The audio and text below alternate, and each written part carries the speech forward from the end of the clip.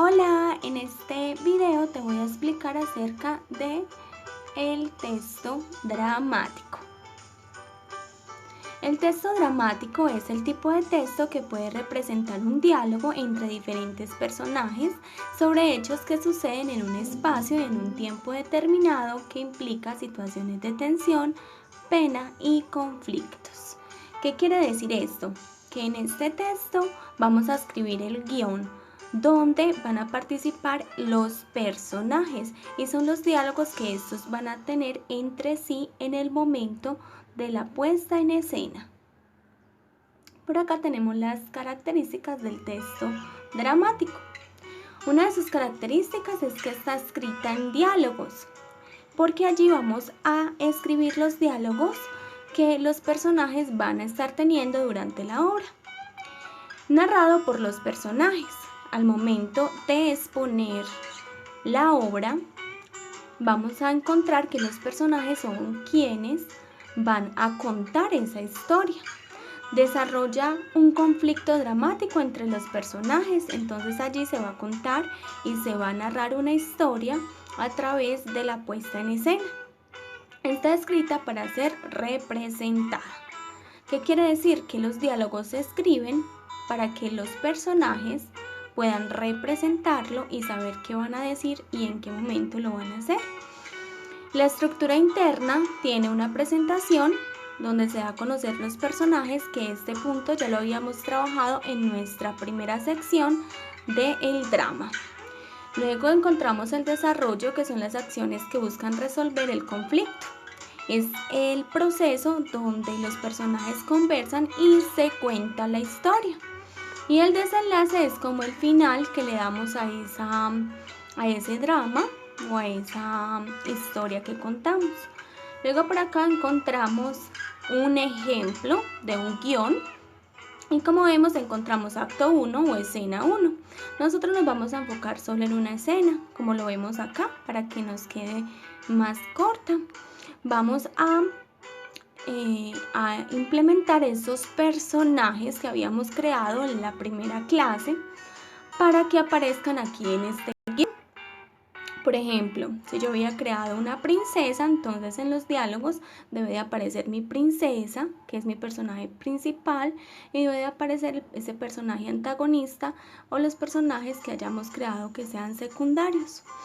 Aquí dice acotaciones, son una serie de anotaciones que se colocan en los textos entre paréntesis. ¿Qué quiere decir esto?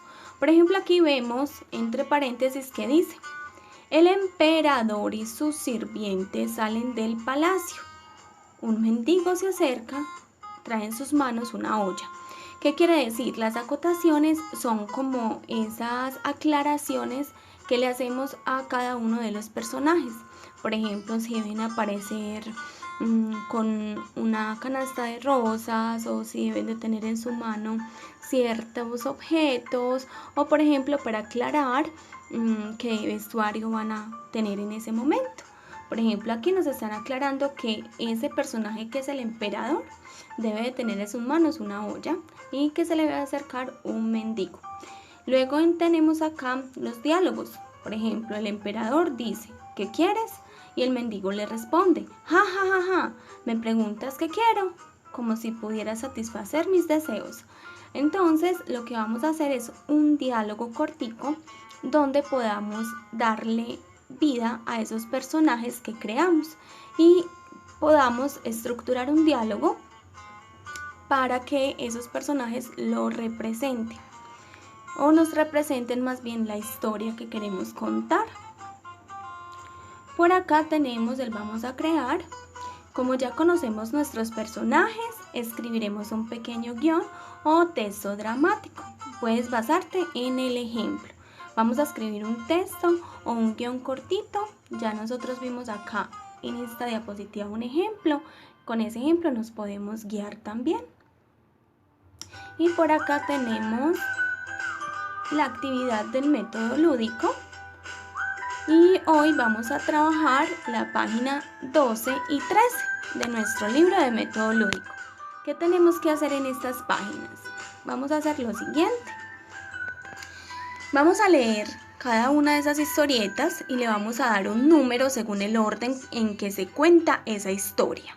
Por ejemplo, tenemos varias imágenes y acá en el ejemplo, en la página 12, tenemos que hay una historia que se cuenta y para ellos la segunda imagen sería la primera, o sea, le ponen el número 1 porque según la historia que se cuenta, esa imagen va en primer lugar y luego va la que tiene el número 2.